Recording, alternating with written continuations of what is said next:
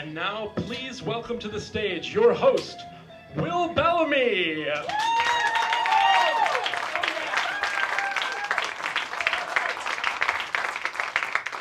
Phil Freshman. He's the man with the bright red pen. Unfortunately, due to the writer's strike, we were unable to finish that song, but it would have been a fitting opening to what I think will be an amazing evening. It is so wonderful and the honor of a lifetime to get to be here right now with all of these people who loved and knew my dear friend, Phil Freshman. And, yes, give a round of applause for Phil Freshman. That's why we're here. Yes. Phil always said that a good memorial should be fun and it should be honest. And I think that's what we have in store for you today. And what better place could we be hosting this event than the historic Trylon Theater here in Minneapolis? Yes. The Dolby of the Twin Cities. And it's especially fitting because right now you're sitting in some of the seats where Phil Freshman sat many times and watched some of his favorite movies. And then he would start looking at the program. And on the third page he'd say, you know, it says here that it's 188 minutes, but I think the cut that you're using is actually 179 minutes. And that's how he became part of the Trylon team, whether they liked it or not. But they did. And let's have a big round of applause for Barry and for the entire staff of the Trylon who are letting us be here today.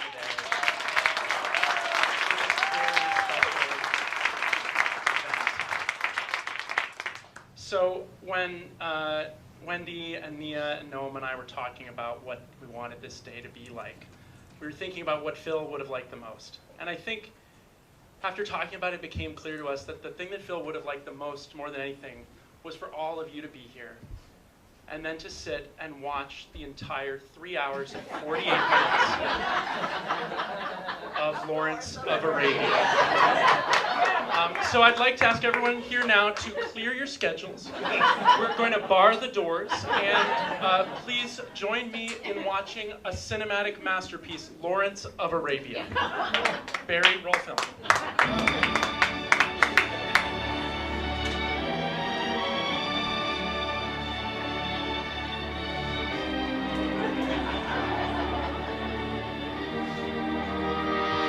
Buckle up.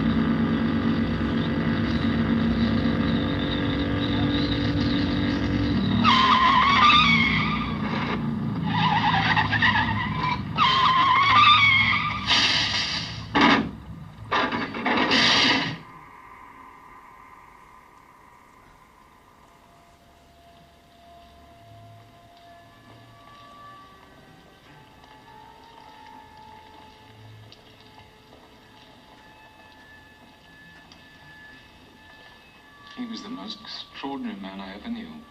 Did you know him well? I knew him. Little nice Iburnum. But did he really deserve a place in here?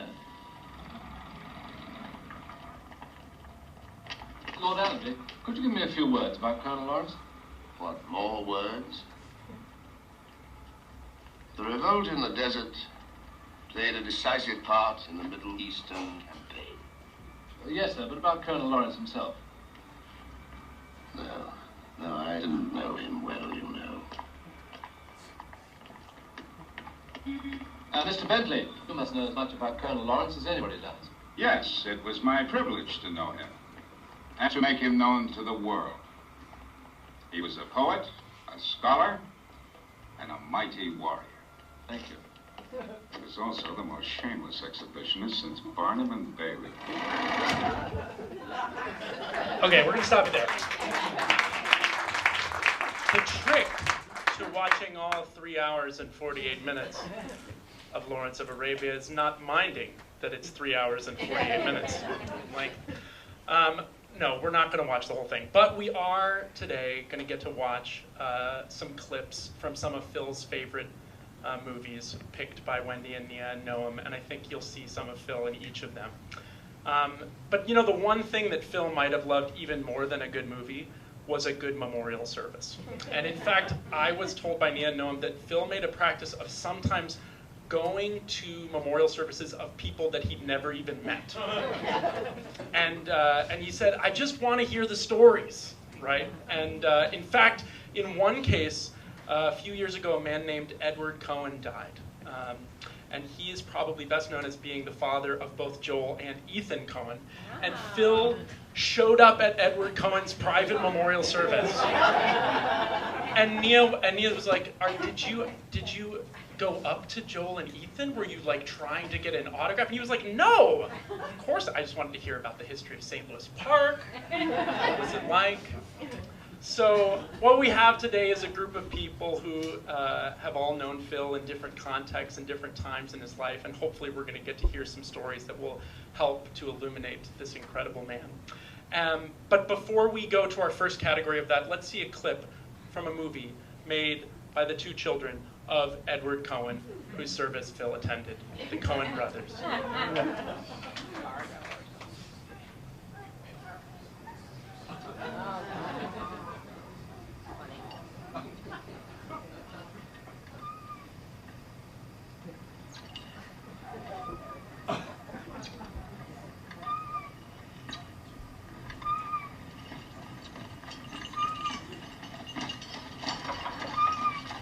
Mind if we join you, old timer? Jive, my son. Jive. You work for the railroad, Grandpa? I work for no man. Got a name, do you? I have no name. Well, that right there may be the reason you've had difficulty finding gainful employment. You see, in the mart of competitive commerce... You seek a great fortune. We who are now in chain. You will find a fortune.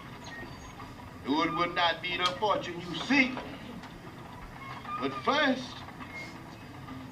you must travel a long and difficult road. A road fraught with peril. You shall see things wonderful to tell. You shall see a cow on the roof of a cotton house. And oh, so many startlings. I cannot tell you how long this road shall be, but fear not the obstacles in your path. For fate has vouchsafed your reward. Though the road may wide, yea, your hearts grow weary, still shall ye follow them, even unto your salvation.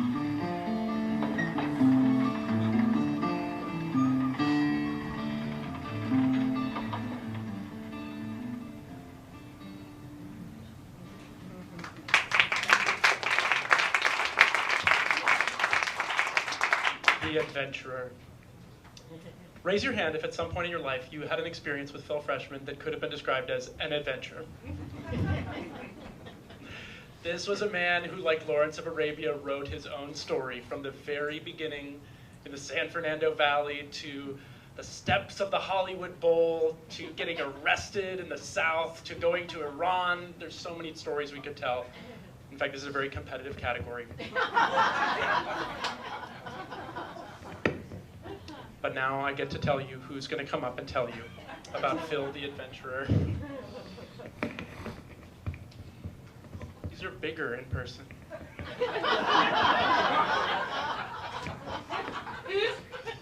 Aaron Wolf, and a letter from Dan and Joy, read by Wendy. Round of applause. Aaron Wolf, come on up. Actually, we met when we were 12 at Dan's bar mitzvah in the San Fernando Valley in Woodland Hills. But we really didn't spend that much time with each other for the first couple of years because we couldn't drive, and we lived far apart. The San Fernando Valley is big. He lived in Reseda, I lived in Pacoima. So whenever I got to see him was when my parents drove us over to our mutual friends. And we spent time together, got to know each other, had a lot of laughs. Until one day, he called me and said, "I'd like to see you." And I said, "Sure." I figured someone was dropping him off. He shows up at my door, and I said, "How'd you get here?" And he said, "I rode my bike." You have to understand that riding your bike 15 miles in the San Fernando Valley was not something that was at all in my experience. I didn't know anybody who remotely would do such a thing. I was completely astounded. Well, it turned out that Phil had a purpose. He had a mission. Turns out that he was alarmed and disgusted about my choice of girlfriend. And he challenged me. How can you spend time with that shallow, materialistic, spoiled? She was cute, I stammered. We became fast friends that day because he really challenged me, and I was not expecting this, and certainly my family wasn't either. We spent the rest of the time watching television and ridiculing all the commercials and shows. And then about a few months later, I started school at the University of Southern California. This is in 1965. And you might know that in August of 1965, there was a horrible riot a couple of miles from that school in Watts. So those parents who were dropping their children off as freshmen in the dormitory were very, very timid and concerned. USC was entirely a commuter school. No one lived around there except in the fraternity houses or the dorms. And then they went back to Palos Verdes or wherever else they lived on the weekends, and I did the same. But Phil came and visited me early on. And after ridiculing the food, he told me, "I'm going to take you somewhere." And I had no idea, because in my mind, downtown Los Angeles, except for Dodger Stadium, where we used to go to see the LA Philharmonic on a school bus trip, it was no man's land. People didn't go there. It was shabby, it was dangerous. And of course, Phil knew every bit of it and he loved it. And so he took me to a theater called the Los Angeles Theater. This is an ornate Art Deco masterpiece in the middle of shabby downtown Los Angeles. I'd never seen anything like it in my life. We watched The Loved One. The Loved One, if you don't know it, is a movie based on a book by Yves Lenoir, and it was updated to ridicule and satirize the funeral industry in Los Angeles specifically. The sanitizing, the commercialization, the wiping out of the reality of death, and it was funny, has a great cast, and I remember really enjoying it. But Phil had a purpose. It wasn't enough to see The Loved One. So a short time later, we could drive by then, we went to the mothership. We brought a basket with a blanket, champagne glasses, sandwiches. We went into Forest Lawn, walked through, found a lovely spot amongst headstones of people we had no idea of. And we sat and had a leisurely picnic lunch, complete with photographs and smiling. And we're really looking around, either worried about getting arrested or about angry mourners who we were disrespecting. More the former than the latter. And after that, which also was completely beyond any experience that I would have anticipated. We made many future trips to downtown LA, whether it was the Bradbury Building or Union Station. He opened up the world of Los Angeles for me.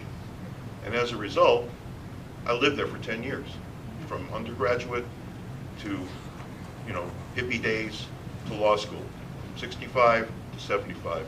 Downtown LA, after Santa Fe, which is where I live now, is my second home. And it was thanks to Phil. His spirit of adventure ignited mine. And coming back here reminds me of that, and I'm glad of it.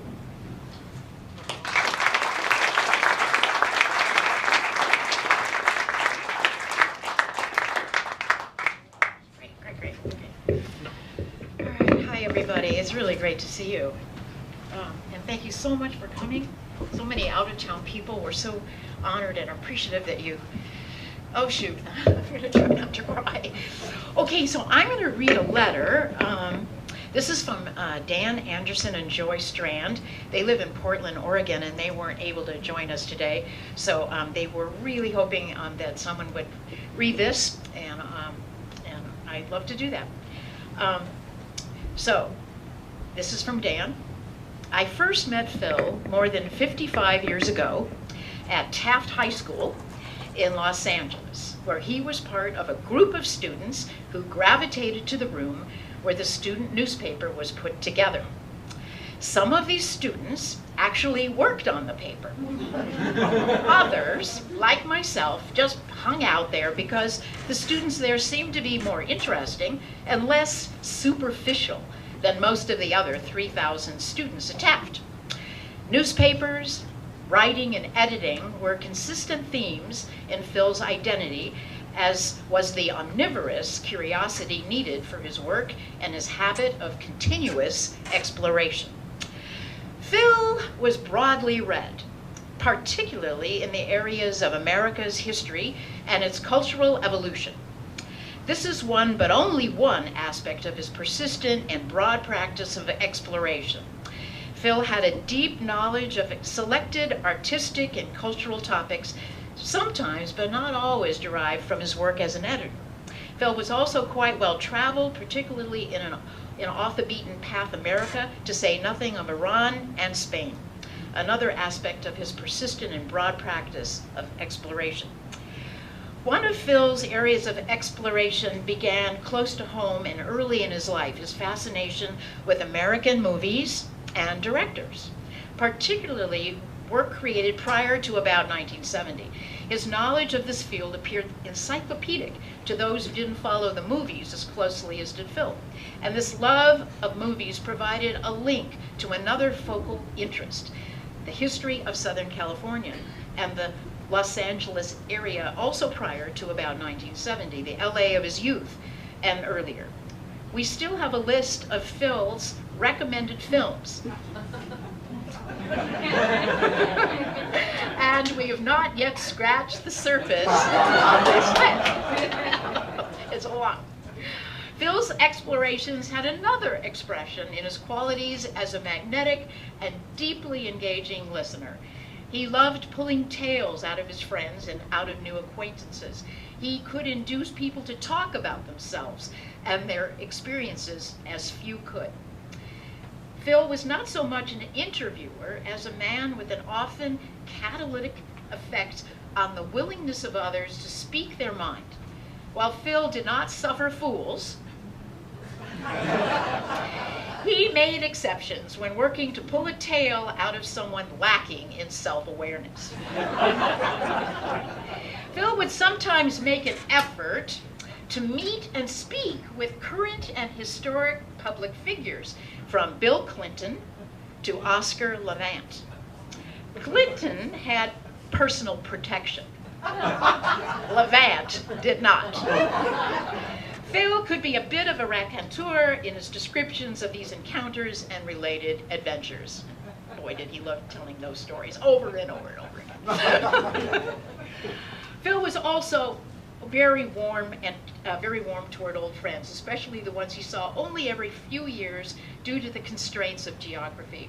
One perverse result of his engagement with his friends is that Phil could spread himself too thinly at times when trying to see too many of them in a region while on a single trip to one corner of the country or another. Phil's warmth toward his friends was the foundation of a role he gravitated to as the communications center post for his overlapping circles of friends, connecting and reconnecting them over the decades. We were fortunate to be a part of this web. This communications center post habit scaled up dramatically when the rise of email and social media made low effort, casual communication appear a bit easier than phone calls or letter writing. This was especially true for communications amongst small groups. These exchanges covered books, architecture, urban planning, public policy, classical and popular music, urban rambling, travel, food, and more. He was a bit of a personal Ezra Klein, interested in everything, quite willing to share, and always seeking the perspective of others. Of course, email never supplanted his habit of sending newspaper clippings and other printed matters, the fish wrap, often annotated on the margins. His use of postage stamps could be prodigious, a one-man effort to keep the post office busy. And he loved talking to the people at the post office, too. Again, we were fortunate to have been on the receiving end of this habit. Phil was a significant observer of contemporary society and politics. This included Israeli society and politics.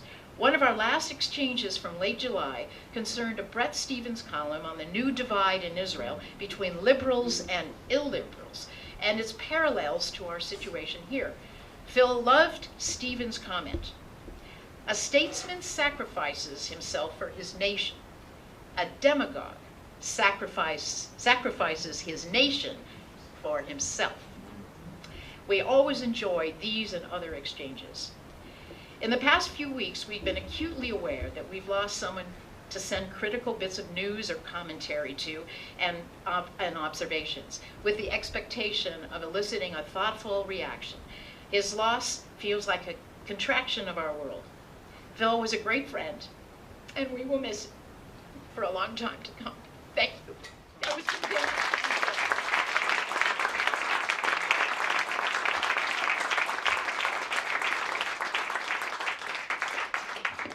Thank you, everyone. And now we're going to see a clip from another classic that Phil loved, actually a series from Buster Keaton.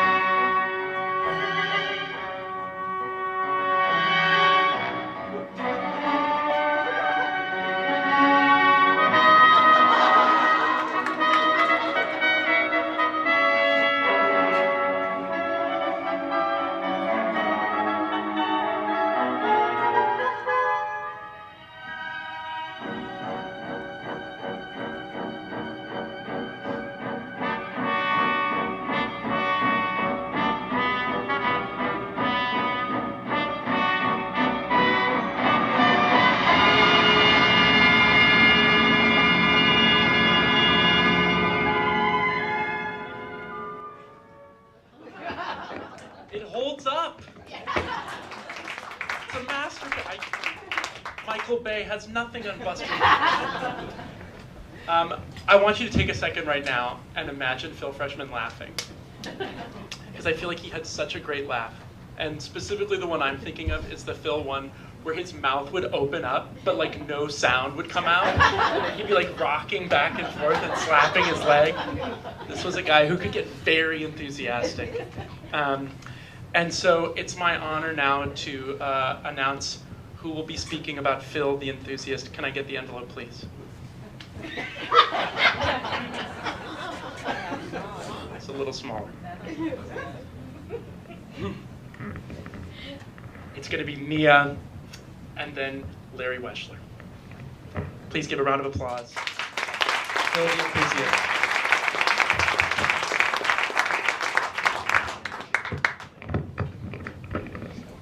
It's great to be up here.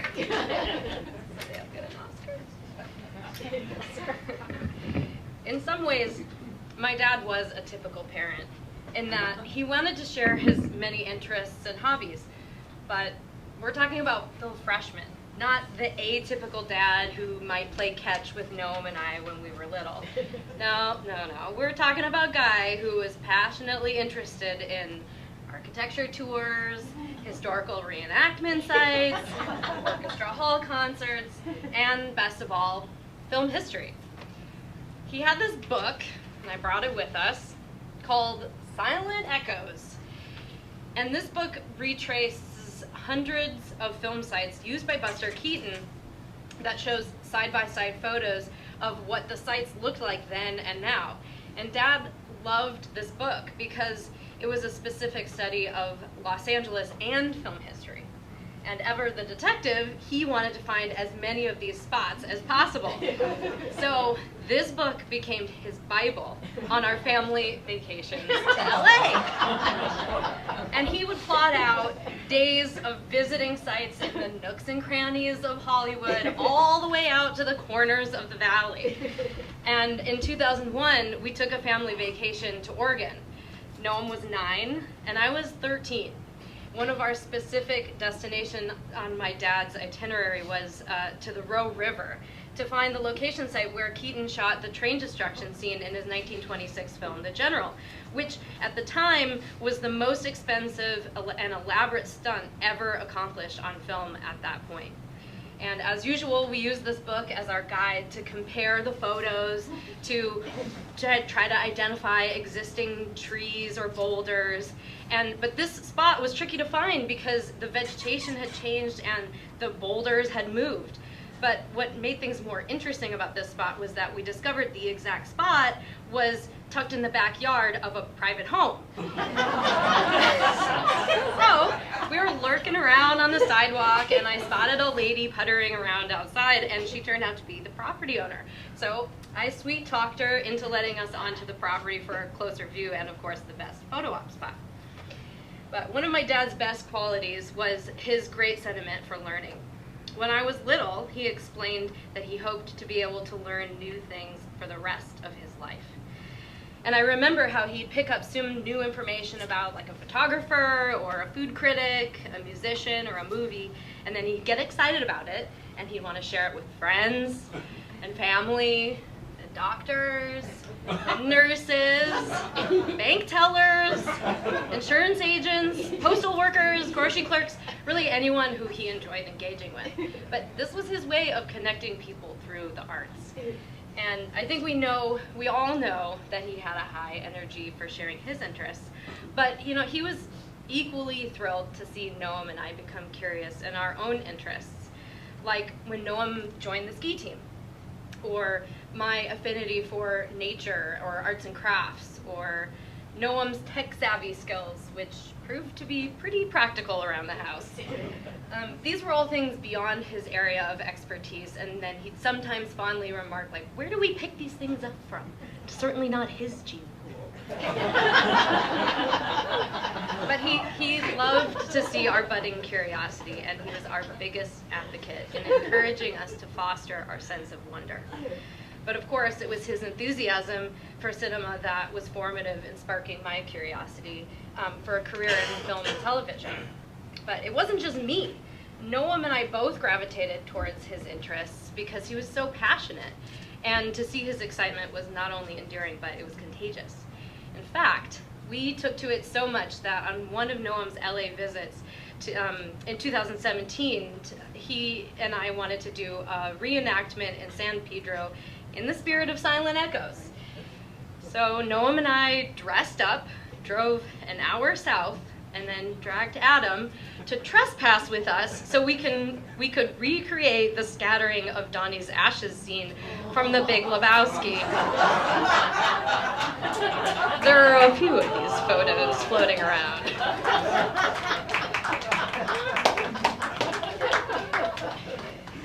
Dad's passion for film was really multifaceted, and he taught me that to love and to value how great a line or a stunt can be remembered forever with the right punctuation of artistic elements. He taught me how it can be an incredibly effective medium to convey collective feeling, and most of all, it was my favorite connection with him.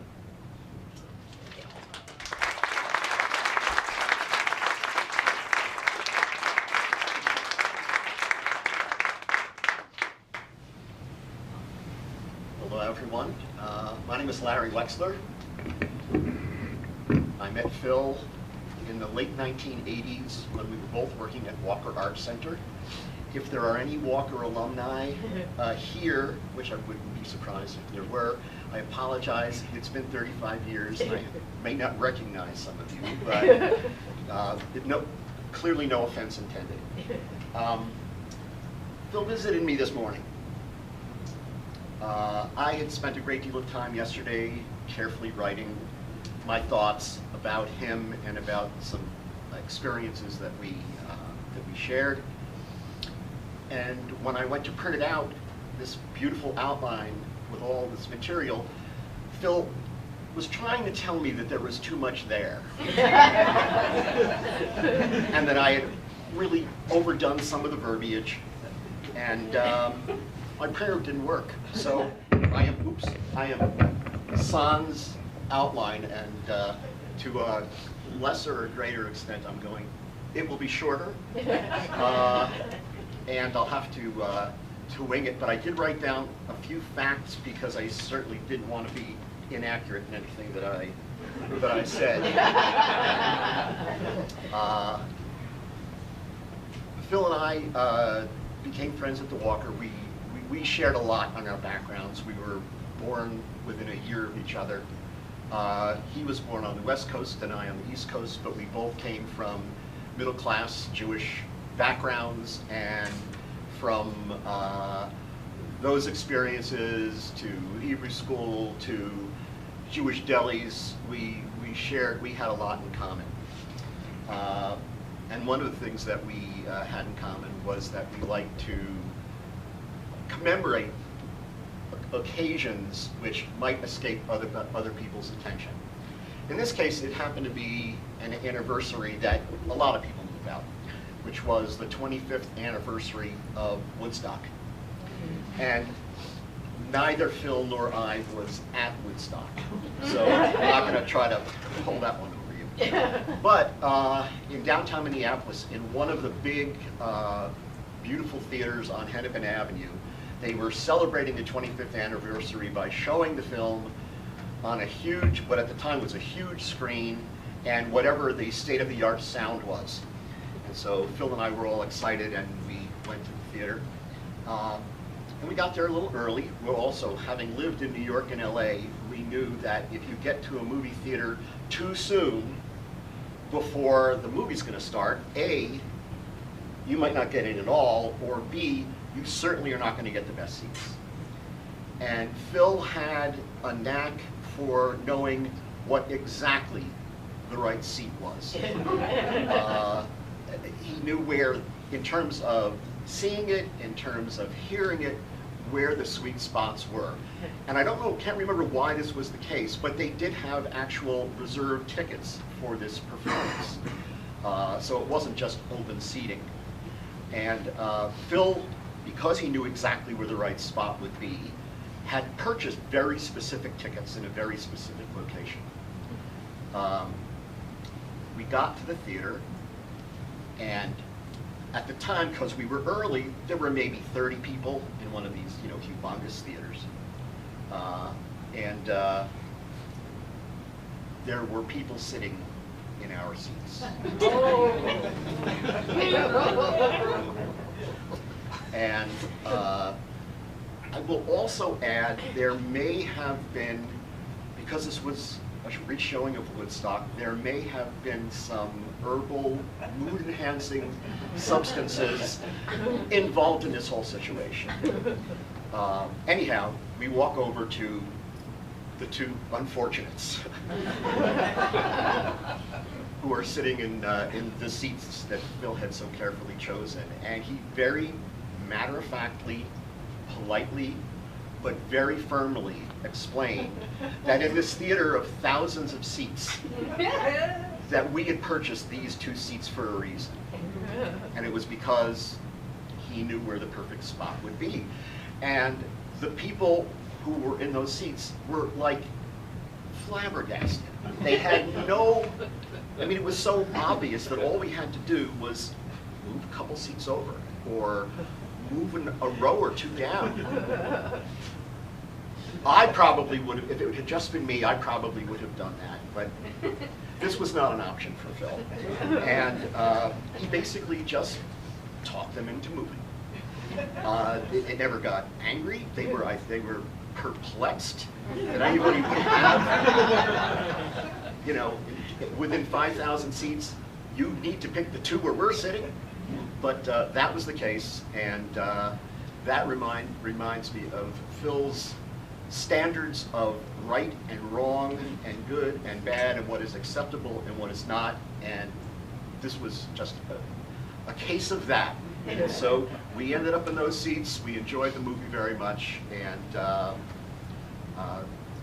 when Jimi Hendrix finished, or when he came on to the stage, we dutifully paid tribute. So that was 1994. In 2014, Phil and I went to see a movie with the title, I had to write this down because I can never remember it, Birdman or the Unexpected Virtue of Ignorance, which, movie aside, got to be one of the greatest titles of all time. It was a very unusual experience for me because this was a film that Phil had actually seen fairly recently, and as I remember, he would not go to movies more than once, very, very often, and he certainly wouldn't do it so close. But it had the effect on him that he said, "This is the one we're going to go see." I always was the movie chooser until I met Phil. Phil ended that. No longer would I be the master of my own film viewing, and it was a privilege that I accorded him very willingly. So he never pushed it at all. But he wanted to see this movie again. Anyhow, we sat down. Again, there may have been herbal supplements that had preceded the movie. Oh, I also remember it was Christmas Day. And I went to Hebrew school. I was a dutiful student. I never really studied the Talmud. But if anybody knows where in the Talmud it says that Jews have to go to movies and eat Chinese food on Christmas Day, find me afterwards. I really would appreciate knowing that. Anyhow, we sat through the movie, which I happen to remember was an hour and 59 minutes long. And I don't know how many of you have seen it or familiar with the film, but it just completely blew me away. It was in English, so you could understand every word that was being said, but in terms of the camera work and the editing and the sound, it was from another world. I had never seen anything like it. The illusion is drawn during the film that the whole thing is shot in one take. It is not, but you can easily, if you're watching this movie, you can be fooled into thinking that that's what's actually happening. And I never seen anything like that before in a major feature film like this. And also the sound was mostly drums, which also is very unusual. And so we sit through the movie and I'm busting in my chair. And the movie ends, and Phil and I sit there for at least a minute, dumbfounded, not speaking, just sitting there, with both of our minds racing as to what we had just seen and how we wanted to talk about it and how unique it was.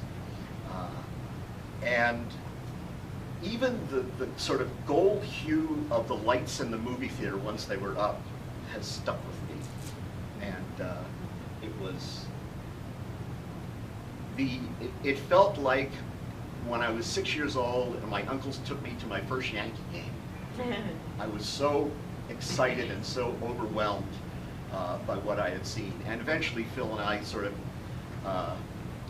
calmed down a little bit and we started talking about the film, and it of course lasted all through dinner. But if you haven't seen the movie, I'm sure that Phil would be happy to have me recommend it on his behalf. And for the last of the three films, experiences I shared with Phil in a different way, come up to this year and earlier this year of 2023. And I was having a conversation with Phil, and he told me he had seen a movie that I should really see. And of course I took this seriously. This wasn't just, oh, I liked it, you should see it. This was particularly directed to me. And it's a documentary film. It's called Turn Every Page. And for those of you who saw it, you know immediately why I'm talking about it. And if you haven't, that's another film that Phil would be happy to have me recommend. The full title is Turn Every Page, The Adventures of Robert Caro and Robert Gottlieb. And that may, for those of you who are familiar with their work, it's another entree as to why Phil personally recommended this movie for me. And he was not able to go with me. Well, he'd already seen it, but he told me it's playing the Lagoon Theater and it's only going to be there for a couple days. So I immediately, on getting off the phone, figured out when I was going to go and went to see the movie. And it was, if it wasn't the best documentary I've ever seen, it certainly was the most pleasurable. There were 7 of us in the theater. It was a 3 o'clock show. And I sat there, and the story is so enchanting. It is about 2 men who were elite in their field. Robert Caro, the biographer, and Robert Gottlieb, the editor. And the movie basically is about a 50-year working relationship and friendship, over which they produced together a lot of enormous and wonderful books. But it was about the relationship of editor to writer. So it was about how each of them are bringing their own skills, and in cases where they disagree, they have it out. And anyhow, it's just a beautiful story about a friendship and a working relationship, and people who edit, who realize that we are serving multiple masters when you're editing. You're serving the writer, of course, but you're also serving the audience. And balancing that is sometimes a challenge to do. As soon as the film ended, before I was still in the lobby of the theater, I called Phil to tell him how much I'd enjoyed the film. And you cannot watch this film without seeing him. He's not actually in the movie, but in terms of his personality and his attitude towards work and the value that he placed on words, it's all throughout the movie. So I called him and told him that I loved it. It was one of the best documentaries I'd ever seen. And that was in February, I believe. Then in June, sadly, Robert Gottlieb passed away. And the question as to who was going to edit the remaining part of the book that Robert Caro is working on was a big deal. People wondered how this book could possibly be finished and who could possibly edit it. And I realized in thinking about it afterwards that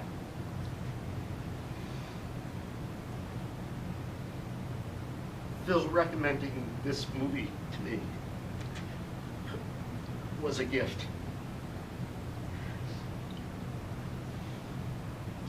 And my calling him from the lobby of the theater afterwards was my return gift to him. Thank you for all the gifts.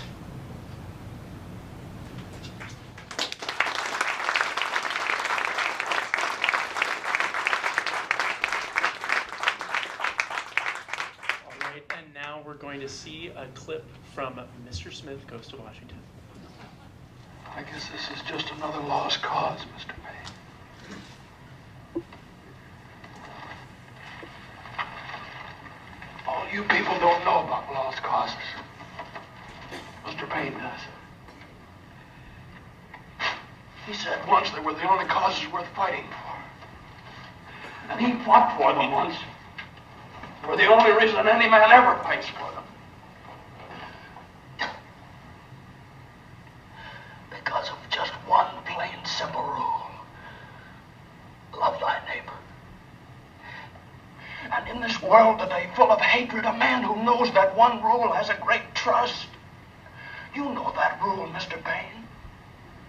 And I loved you for it just as my father did. And you know that you fight for the lost causes harder than for any others.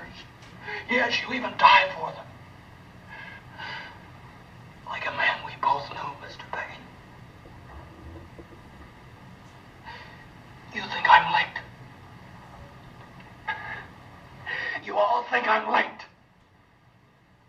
Well, I'm not late. And I'm going to stay right here and fight for this lost cause.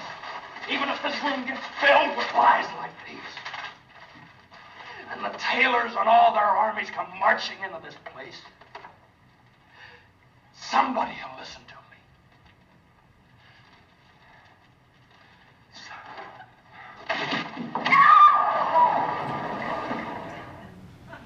Just seeing, give it up for Frank Capras, Mr. Smith Goes to Washington.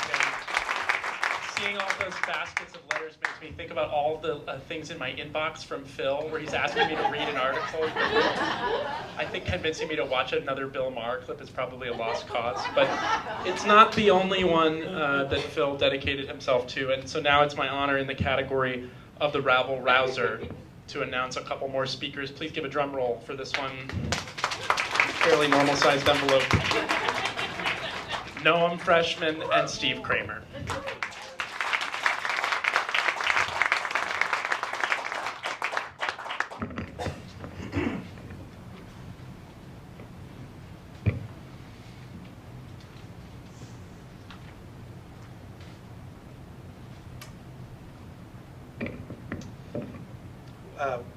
When I was in the 3rd grade, I was captivated by the recount in Florida. It was a time when hanging Chad and the minutia of Dade County politics became national, pressing, and utterly essential. We were all living a national drama and a waking nightmare. Each day brought a new, wrenching chapter to the story, and I was glued to CNN. Rather than seeing my interest as a passing fancy, my dad encouraged this developing curiosity and nurtured it. After the recount was forced to a conclusion by the court, my dad purchased 2 tickets aboard a bus bound for Washington, run by the NAACP to protest the inauguration. It was probably the most uncomfortable bus ever chartered. The seats were truly awful. And I remember setting out on the most frigid January day you can possibly imagine. For those of you not familiar with Minnesota winters, it was the kind of day when, you know, the hairs on your inside of your nose freeze. And so we departed together in the pre-dawn hours, 24 hours of straight driving there, 24 hours spent in DC and then 24 hours back. What the coach lacked in comfort, it made up for in conversation. Topics range from race to class to the prison industrial complex to our broken politics and more. As a third grader, it was an eye-opening education. When we arrived in Washington, it was the most awe-inspiring spectacle I'd ever seen. My dad and I walked the gloomy, gray streets together through crowds shouting profanities in front of the Supreme Court, through throngs of thousands in front of the Capitol booing and some cheering, and we were chilled to the bone. I remember the sleet driving down on us while walking across the National Mall, but my dad encouraged us to press on, to keep participating in the action and experiencing that historic moment. As I look back on those few short days, I realized just how much they shaped me. But it wasn't really the experience itself, it was actually the example that my dad had set for me. He taught me that one does not simply witness or watch from afar. One shows up, one participates, one steps in, and one shows up, even or especially when it's difficult or uncomfortable, in the cold, in the sleet, and even, yes, when the seats are uncomfortable. Showing up was one of my dad's great qualities. Showing up for him meant being engaged, curious, supportive, and listening intently. And in this way, my dad showed up for both people and causes. He kept in touch with friends and cared for them like no one else, visiting them, checking in on them, and asking after their health even as his own deteriorated. He showed up by sharing lists of recommendations of places to eat and museums to visit upon hearing you were traveling to this destination or that, to places he'd been, but also to places he hadn't even been. He still had a recommendation. He showed up by editing friends' books, sometimes unsolicited. Yes, sometimes showing up meant he could actually get himself in hot water. He showed up by supporting political campaigns and campaigns to save local architectural treasures like the Guthrie Theater from the Wrecking Ball. He showed up to city council meetings to push back on proposed out-of-scale developments in our neighborhood by slick developers. Doing these things was life and gave him life. Whether it was the mailman, his bank teller, his friends at the gym, or his doctors and nurses, he saw everyone equally as worthy of being shown up for, because everyone was a window into a different world he could learn from or share something with. Honestly, this could actually make visits to New York extremely frustrating. A whole city, 8 million people, of people that he could talk to. We couldn't make it through the line at Katz's or get off the subway without him striking up this deep conversation with someone new, engaging in spirited discussion. To him, it didn't matter if you were the smartest person in the room. It mattered if you were curious and open to the world. And yes, he could be impatient with you if you weren't. And of course, he showed up in all of our mailboxes, as Will mentioned, digital and physical, with perfectly tailored articles to your interests, always accompanied by snarky commentary written on the margins. He even showed up for Obama. Amidst the healthcare battle in 2010, he wrote words of encouragement during a particularly bruising week for the president when the fate of the bill looked uncertain, writing, "Dear Mr. Obama, no doubt about it, you've just been through one of the roughest weeks of your presidency yet, the kind that queasily portend more such to come. I support and respect you, but rather than offer mere tepid cheer or worse, unsolicited policy advice, I here send an item that actually may be of practical use. I understand Lawrence of Arabia is among your favorite films. It is my all-time favorite. One of the most telling bits of dialogue, words I've heard you slightly misquote.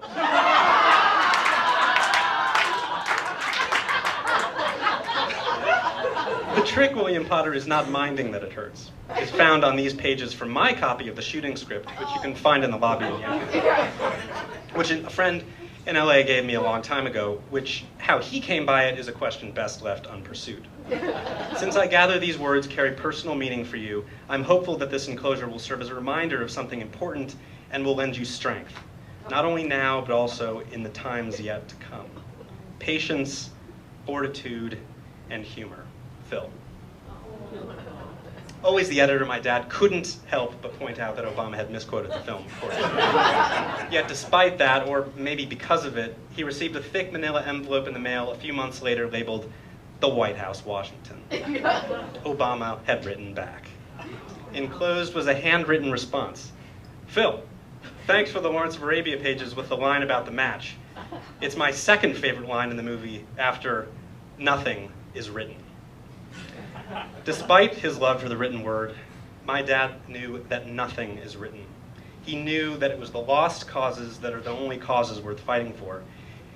Even as we now must carry on without him, I do take comfort in reminding myself that by showing up for causes and for others, we can take a piece of him with us every day. Nonetheless, the loss is profound. For me, and I know for many of you here, I know that grappling with a world without Phil, Dad, will take patience, fortitude, and humor.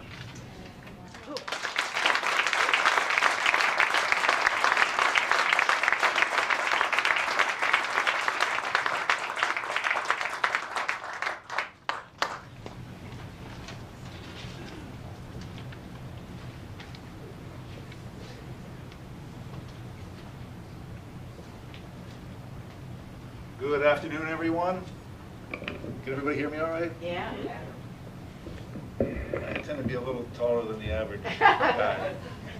I mean, it's really quite an honor to be able to be speaking in a movie theater, you know, on a Saturday afternoon. But depending on how this goes, they are showing Mosquito Coast this evening at 7 p.m. with Harrison Ford. That movie, George Washington Goes there. Mr. Smith Goes to Washington is one of my all-time favorites, and it really speaks to a great example of supporting lost causes. I became a good friend of Phil's through two major places. One being the LA Fitness Gym. How many people have been to the LA Fitness Gym in St. Park? Okay, and number two, through a nonprofit organization called Conversations with Friends, of which Phil became a member. He became a letter writer in September of 2017. And for those who aren't familiar, Conversation with Friends is a group of people, it's a nonprofit organization, humanitarian, all volunteer, and our volunteers visit people in immigration detention here in Minnesota, in any one of 3 different jails where they're, county jails where they're housed. And we had pen pals, you know, people who commit to writing a letter every week to someone in detention, facing likely deportation. We also do other things like providing backpacks for people being deported, commissary deposits, send books, and so forth. So Phil became a member in 2017 and started writing right away. How many people here would think that Phil may have a hard time drafting and writing and sending a letter to somebody on a weekly basis? I don't see any hands raised. So he was just an incredible source and resource. And so he would send lots of articles to me about immigration reform and injustice. And he'd ask me, is it okay if I could send this to my pen pal? And I said, sure. He said, but don't they read it anyway? I said, yeah, they may read it, inside the detention center, but it's a piece of paper, it's fine, you're right. So most pen pal relationships of people who are members of Conversation with Friends last a month, maybe 2 months, and then someone goes to other immigration hearings at the building in Fort Snelling, and then they're most likely deported, right? But Phil had a pen pal, and let's call him B from Sudan. And he started writing to him in 2018 through 2020. And this was a 2-year journey. Almost 2 years. But this pen pal relationship truly had an impact on Phil. I mean, they truly became friends. We have a group of us that go to the Freeborn County Jail and visit people in ICE detention. And his pen pal, B, would attend every one of our visits. And he'd always say, hey, how's Phil doing? What's new with Phil? Tell him I said hi. So it was just a beautiful relationship. And the important thing is that as you actually have a relationship with someone experiencing this incredibly difficult journey of being detained, you tend to learn a lot. So Phil learned through the articles that he read about immigration, that he many times sent to me, the LA Times, the Washington Post, and other places. He learned through his correspondence with Bee, that personal experience. And he learned through the information that we at Conversation with Friends would provide to our volunteers. And so he became, it was very, very sensitive that people who had been lived in the United States for 10, 15, even 20 years were likely going to be deported and potentially be separated from their families and maybe not see them for a long, long time, if ever. So the more and more that he learned, he became more active and involved, went to hearings at the Whipple building at Fort Snelling. And he spoke to his rabbi and invited myself and Josh to join him and explain the situation with people that are being detained, because most people had no clue. The wonderful thing about this relationship that Phil had with Bee was that there was a very happy ending. He was one of the few exceptions of someone who actually ended up being freed. So on that day in February 2020, I had the pleasure of being able to pick Bee up at the Whipple building at Fort Snelling and take him over to the bus station at the Minneapolis airport. And then call Phil while we were waiting at the bus stop so he could have a personal conversation with Bee. You should have seen the expression on Bee's face as he was talking to Phil. You know, it was just really beautiful. The big, big smile. How are you doing, Phil? How's it going with you? Oh my gosh, it's so great to talk to you, because they would never have spoken, right? They never spoke. It was all through correspondence. So that friendship was really formed. And so, bottom line, I really admired Phil for two major reasons. One is all the information that's been spoken about earlier, that he was just a voracious reader. And that was evident when I go to the gym. And he'd be on his exercise bike, pedaling.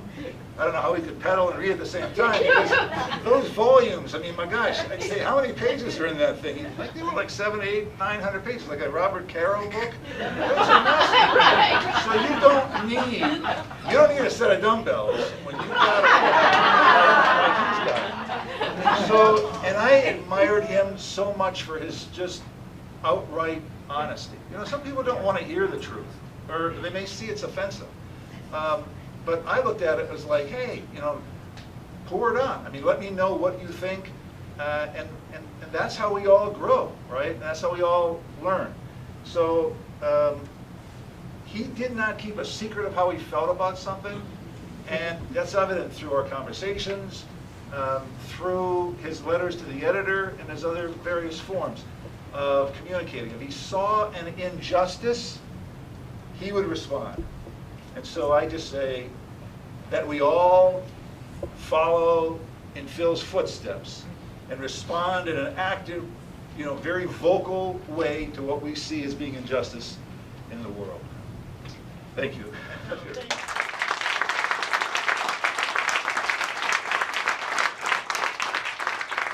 Steve. And now let's see a clip from a movie that Phil could probably quote every single word from. Quentin Tarantino's Pulp Fiction. Want some bacon? No, man, I don't eat pork. Are you Jewish? No, I ain't Jewish. I just don't dig on swine, that's all. Why not? Pigs are filthy animals. I don't eat filthy animals. Yeah, but bacon tastes good. Pork chops taste good. Hey, sewer rat may taste like pumpkin pie, but I'd never know because I wouldn't eat the filthy motherfuckers. Pigs sleep and root and shit. That's a filthy animal. I ain't eat nothing, ain't got sense enough to disregard its own feces. How about a dog? Dog eats his own feces. I don't eat dog either. Do you consider a dog to be a filthy animal? I wouldn't go so far as to call a dog filthy, but they're definitely dirty. But dogs got personality. Personality goes a long way. So by that rationale, if a pig had a better personality, he would cease to be a filthy animal. Is that true? Well, we have to be talking about one charming motherfucking pig. I mean, he has to be 10 times more charming than that Arnold on Green Acres, you know what I'm saying?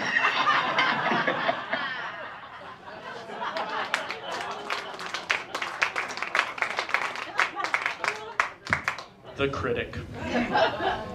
Some people have said that Phil's love language was notes. And I can play you some voicemails later if you want to feel the love again. But we have a number of people who are going to come up and speak to Phil Freshman, the critic.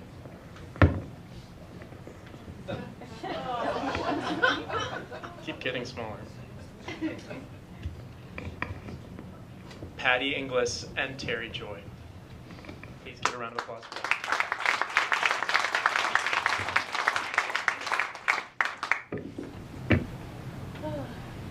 I never knew about Phil's fascination with cemeteries and funerals and memorials. Is that on? I never knew about Phil's fascination with funerals and memorials. Was Harold and Maude written before his fascination or after? I don't know. Okay, so if you've heard this story before, don't stop me. I'd like to hear it again. Groucho Marx. Phil and I met by chance at Gardner Fulmer, a printer in the Los Angeles area. He was there watching a book for LA County Museum. I was there watching a book for the Getty Museum. There was a lot of downtime between press sheets. We were there to approve. We started chatting, and before you knew it, Phil knew my entire life story. That's how he was. Idle chit-chat did not interest him. He wanted to know what makes you tick. When he learned that I had lived in Iran as a child when my father was stationed in Iran with the military, he really dug in. He had lived there too, after college, writing for an English language paper. Then when I told him I'd lived in D.C., Washington, D.C., before moving to L.A., he got to tell his favorite D.C. story. Interning under Ben Bradley at the Washington Post. The best part of that story was years later, Bradley was doing a book signing, which Phil walked in. When Phil walked in, Bradley bellowed from across the room, "Freshman, you son of a bitch! How the hell are you?" After working at LA County Museum, Phil joined our little gang at the Getty Publishing office. That's when the fun began. We all worked hard, and we also played hard together. Phil was the consummate editor. Nothing was finished until he said it was finished. He could argue for the placement of a comma until the moon turned blue. You could not dissuade him once he had made up his mind. Our work making books was not easy. It was downright harrowing at times. Phil could lose his temper with the best of us, but in general, he made everything seem effortless and fun. On his lighter side, maybe lighter is not the right word. We often discussed films together. He was an encyclopedic film historian. I guess you've heard that already today. Even sending out his top 100 recommendations every year. He's heard that too. You've seen that too. Something we all looked forward to. Our fun ended when Phil decided to move to Minneapolis to work as an editor for the Walker Art Museum. It was a dark day for our little gang at the Getty. Our friendship didn't end there. We continued to work on freelance books together, rendezvous at museum publishing conferences every 2 years. Phil was always sending me newspaper clippings, you've heard this too, either about museums or new films, all always with the handwritten commentary in the margins. His most recent communications were with me were texts, which he hated. Always the critic. Here's a sampling.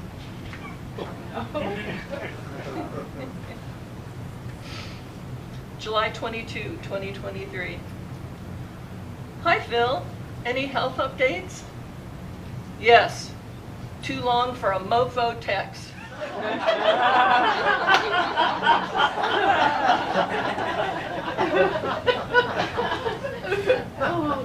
July 27, 2023. Hi, Phil. Interesting author interview on NPR Fresh Air about Hubert Humphrey's early years. It just finished, but you can watch it in a few hours when they upload it. So there's Phil in the hospital, but perked up for a political discussion about Hubert Humphrey and telling me when I voted for the president for the first time. He told me I couldn't have voted for him. I was only 18 in 1968. He said, you voted for McGovern in 72. All I could say was, oh yeah.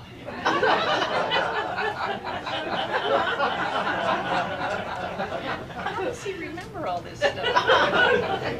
July 28, 2023. I heard Tim, my son, finally sent you his grad school application video of Falling Water, a favorite Frank Lloyd House of Phil's, which my son had promised to send to him for months. Yes, I watched it yesterday here in the hospital. We've been here since Monday morning. I sent him a message thanking him and saying I'm glad he got into film school. Phil and I chatted a bit about the Baltimore location of Tim's film school, and that he liked the area very much when Noam took him on a full tour there. He was alarmed that I didn't know the city very well. The last thing he texted to me was, go to the Basilica and just sit.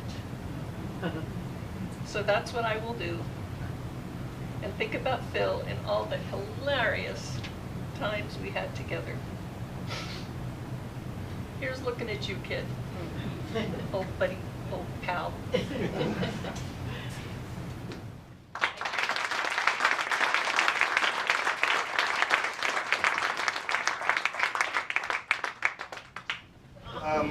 I met Phil and Wendy in the move that was just described, when they moved from Los Angeles to Minneapolis and moved in as our next door neighbors when Phil took over the job as the editor at Walker.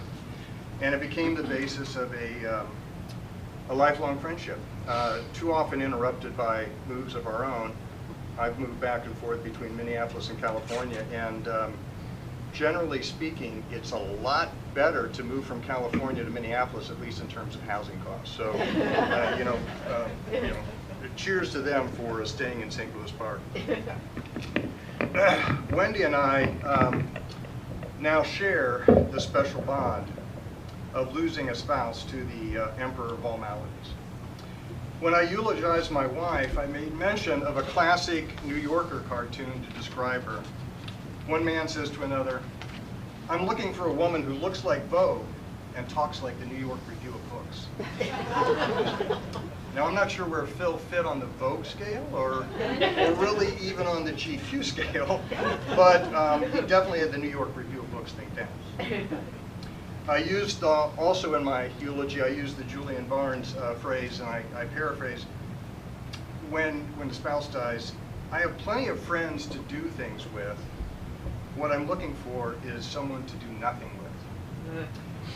And in a strange way, Phil personified both of those things for me. He was the New York Review of Books talker, and he was the friend that I did nothing with. I didn't play golf with Phil. I didn't play squash with Phil. I didn't talk sports with Phil.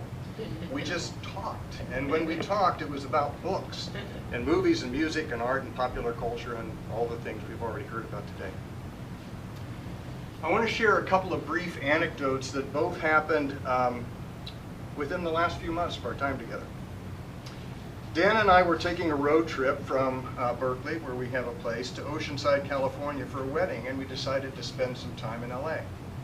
Of course, I thought of Phil as a guide to all things LA, and as you might guess, I was not disappointed.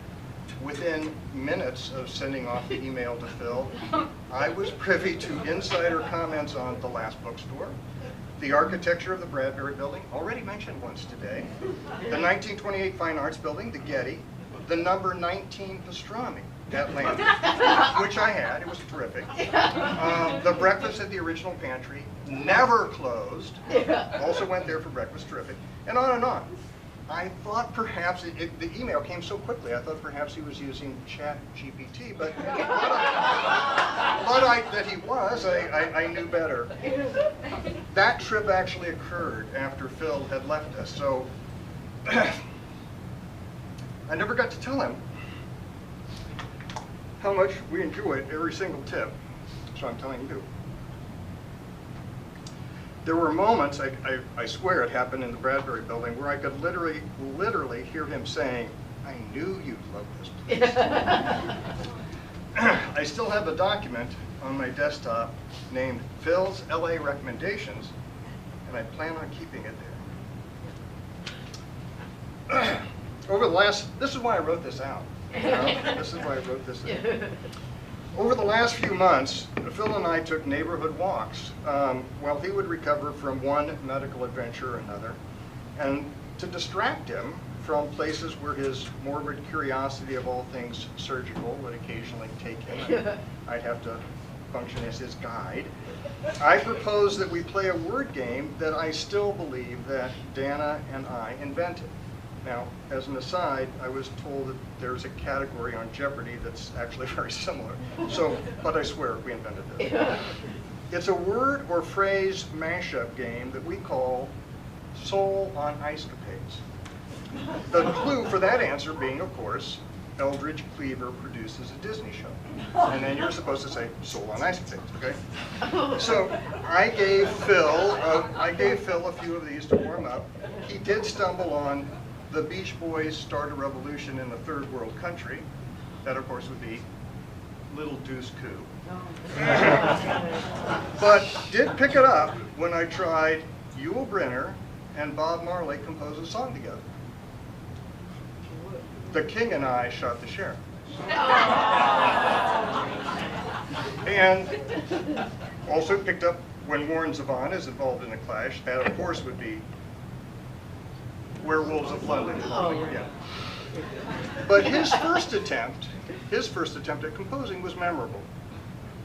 Judy Blume writes about a former world leader. Are you there, guy? It's me, Margaret Thatcher. Touche. I mean, with more time, he really could have been a player.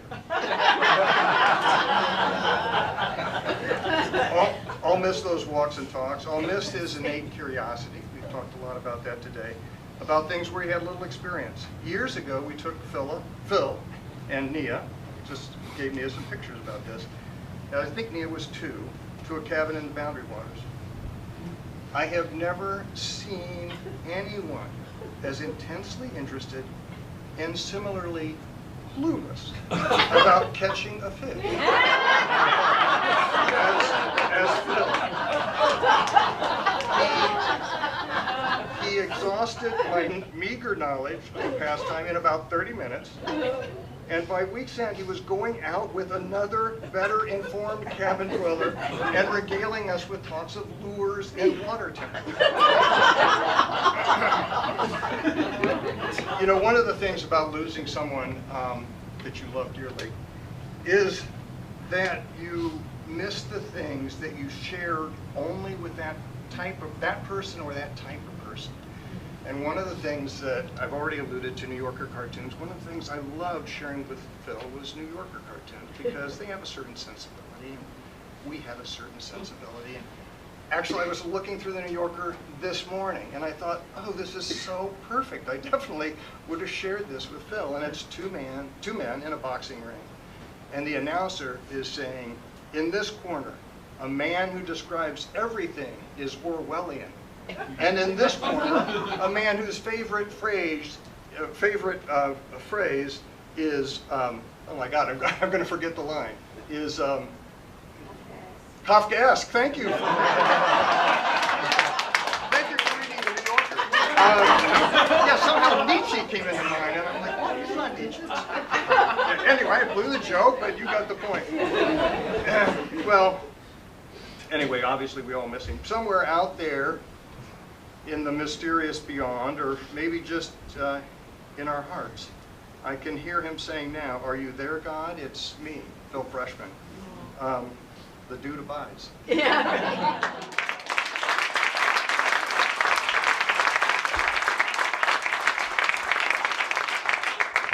Thank you so much. And clearly, if we did the director's cut of this event, it could be 3 hours and 48 minutes long or much longer. But I do only have one envelope left, and this envelope feels like it could have a gift card.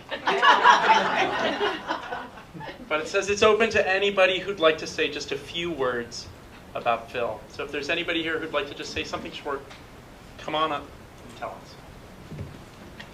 I'm a plant.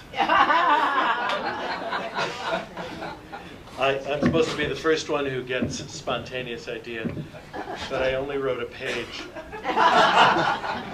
I'm John Bellamy, father of today's MC. I've been friends of Wendy and Phil since our kids went to preschool together at B'nai Met. Mia dressed as Queen Esther and Will as King Ahasuerus. Being non-Jews, we didn't realize Ahasuerus was a stupid doofus of an idiot.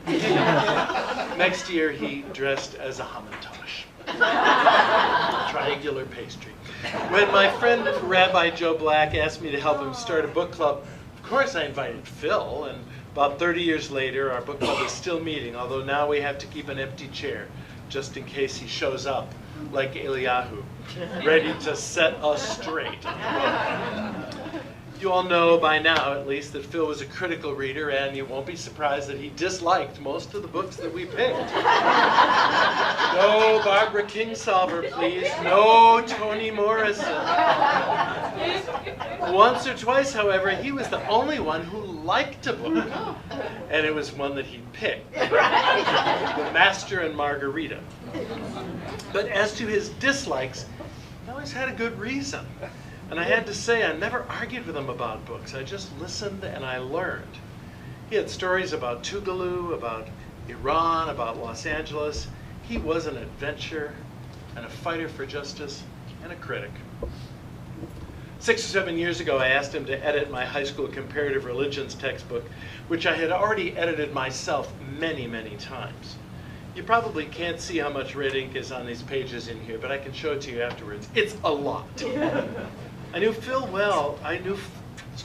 While I knew full well that a Phil freshman book on world religions would point to all the hypocrisies and atrocities.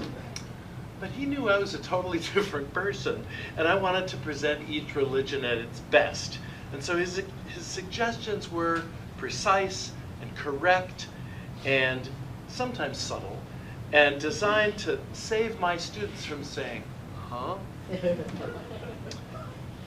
As we've heard, Phil listened deeply. If you were unhappy or anxious, he would worry about you until next time he could see how you were doing. Toward the end of his life, he was far more interested in telling us about you two guys, Wendy, than about his own problems, his own terrible, nasty chemo that was making him, or what exact cancer was turning up in what specific organ. Now, he didn't shy away from those details either, and if I ever get a scary disease like that, I bet some of you have already had this thought. I really want to be as upfront and factual and practical and non-exaggerating as Phil was. He knew what he was facing. He didn't make it sound worse, and he didn't make it sound better about how many good years he would have. And it's so awful that there weren't very many of those years left. Finally, despite his sharp red pencil and his lack of sentimentality, Phil was such a tender, kind, and curious man. Oh no, John, I'm so sorry to hear that. Really? That's awful. Tell me about it. And he wasn't much of a Minnesota hugger. But you could see the concern and love on his face and in his expression. What a mensch. So thank you for loving us so well, Phil. This coming week, I'm going to reread The Master and Margarita again to see if I really was wrong.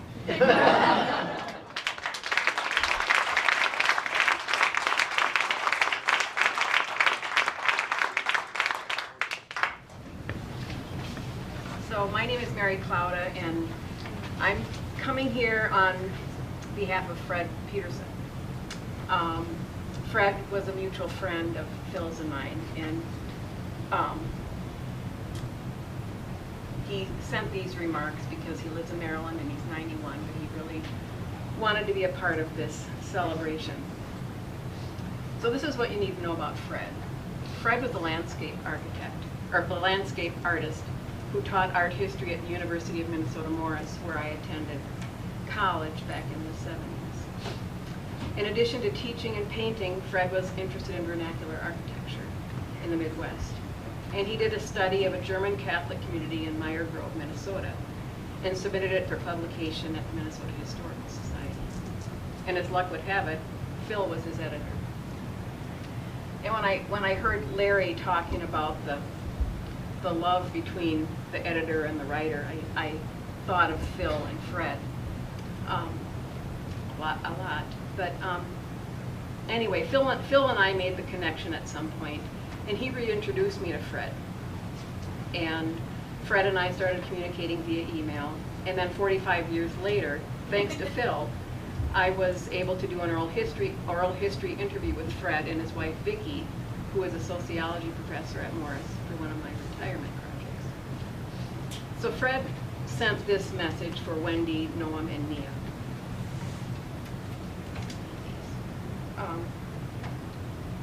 Phil was a positive, caring presence in my life from the time he thoroughly and creatively edited my manuscript for the Meyer Grove study of the German-American village in Stearns County. I initially resisted his efforts to edit my perfect prose until I realized he was helping me envision ways that we could together create a worthwhile publication for the Minnesota Historical Society Press. And that was the beginning of years of friendship generated when he and Noam visited our home in Morris to fish the lakes located in western Minnesota, a visit to your home in St. Louis Park, and to attending Noam's graduation from St. John's University in Annapolis. Phil maintained and nourished our relationship through emails exchanged throughout the years.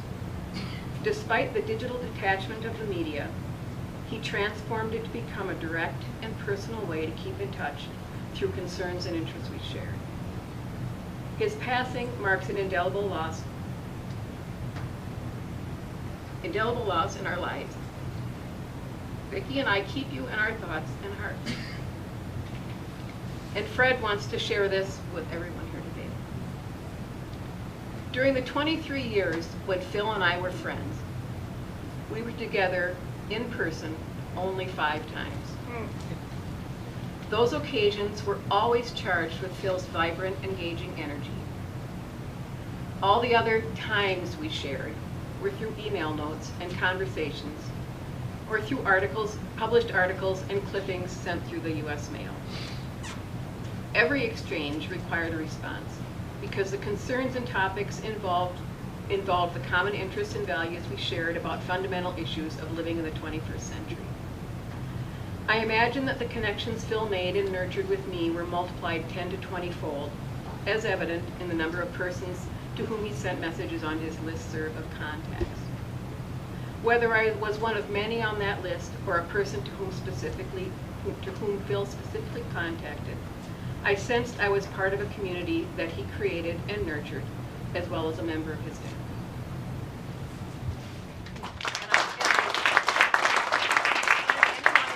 Been to the freshman home. One of Phil's landscapes is up. I think it's up in the bedroom, in the hallway. Up in the upstairs hallway. And here's I have Fred sent me one of his landscapes. Thank you.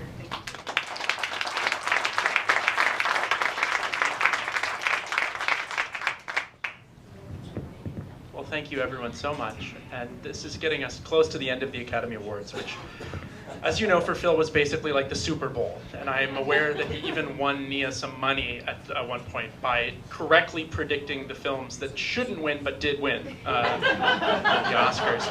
And you know, like all movie lovers, one of the best things about the Oscars was hating the Oscars for Phil. And particularly, he disliked the sappiness of the in memoriam section at the end.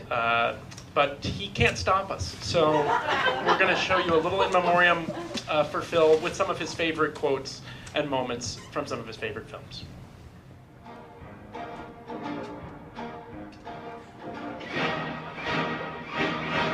Where you from? Oh, yeah. Where you going? We don't need no badges. I don't have to show you any stinking badges. I'm shocked to find that gambling is going on in here. You're winning, sir. Oh, thank you very much. Everybody out. There. The tight spot.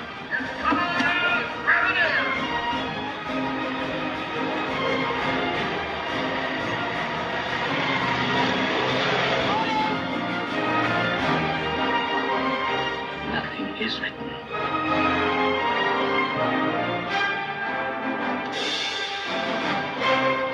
I'm Spartacus. I'm Spartacus. I'm Spartacus. I'm Spartacus.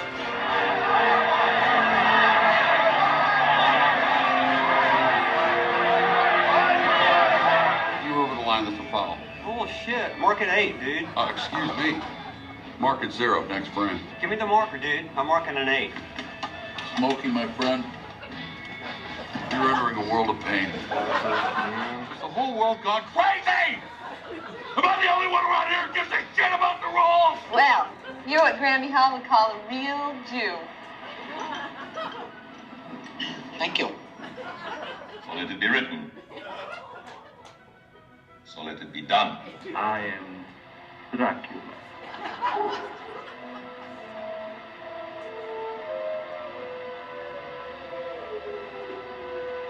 Listen to them. Children of the night. What is it, Major Lawrence, that attracts you personally to the desert? It's clean. Just take it easy, man. I'm perfectly calm, dude. Yeah, waving the fucking gun around? Calmer than you are.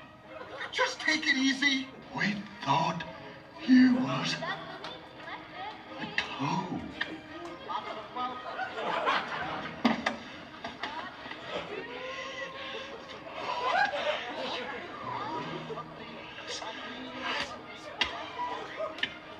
This is a top to what we use on stage, but it's very, very special because if you can see, the numbers all go to 11. What we do is if we need that extra push over the cliff, you know what we do? Put it up to 11. 11, exactly. One louder. Why don't you just make 10 louder and make 10 be the top number and make that a little louder? These go to 11. Oh! It damn well hurts. Certainly it hurts. Well, what's the trick then? The trick, William Potter, is not minding that it hurts.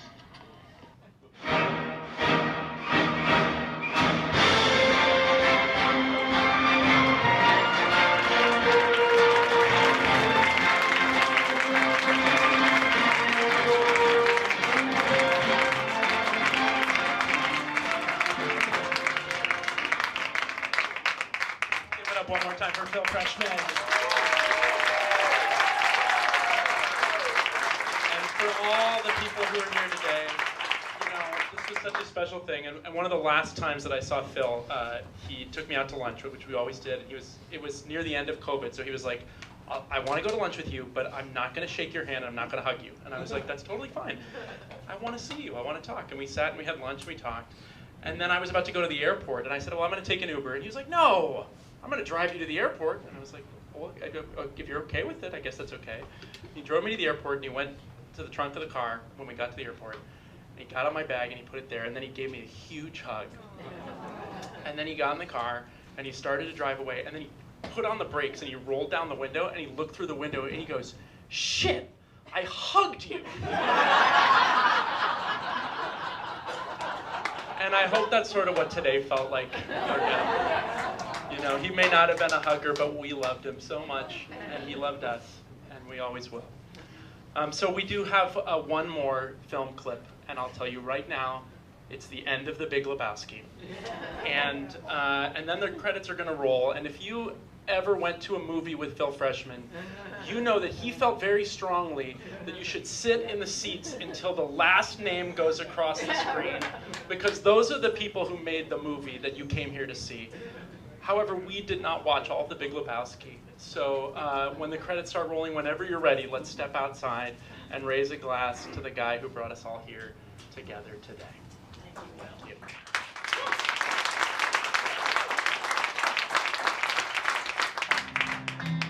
And when you're sitting there in your silk upholstered chair, talking to some rich folks that you know, well, I hope you don't see me in my ragged company. All that you know, I could never be alone. 2 old sodas, Gary. Right. Good luck tomorrow. Yeah, thanks, man. Oh, sorry to hear about Donnie. Oh, yeah, well, you know, sometimes you eat the bar and sometimes, you know. Hey, man. How do you do, dude? I wondered if I'd see you again. Missed the semis. How yeah? things been going? Well, you know, strikes and gutters, ups and downs. Sure, I got you. Yeah. Thanks, Gary. Well, take care, man. Gotta get back. Sure. Take it easy, dude. Oh, yeah. I know that you will. Yeah, well, the dude abides.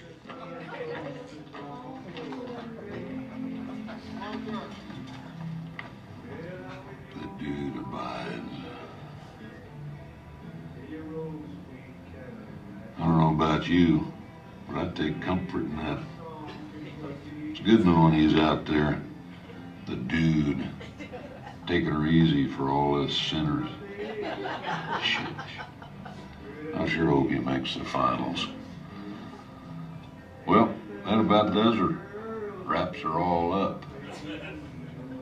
Things seem to have worked out pretty good for the dude and Walter.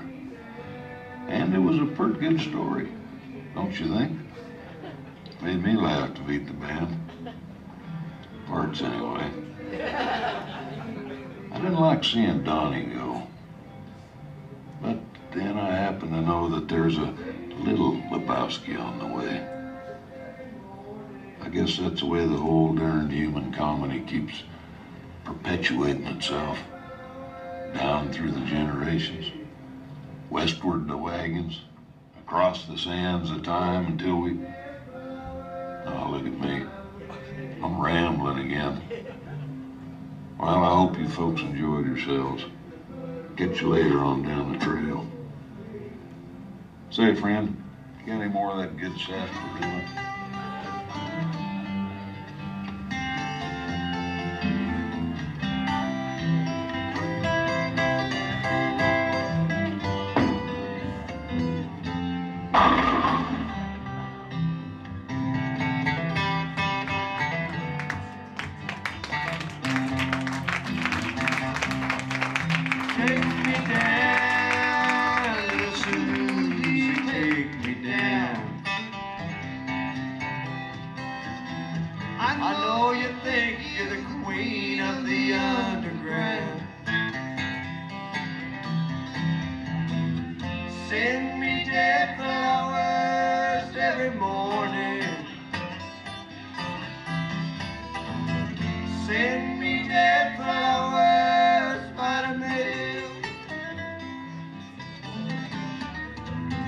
Send me dead flowers to my wedding,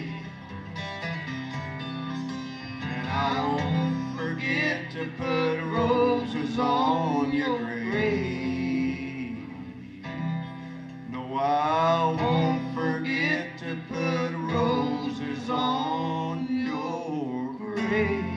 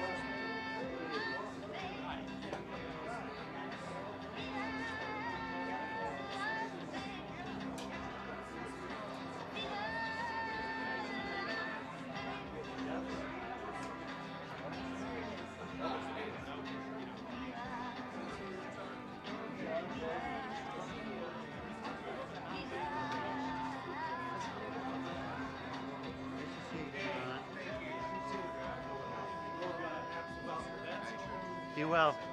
That was great. Everything.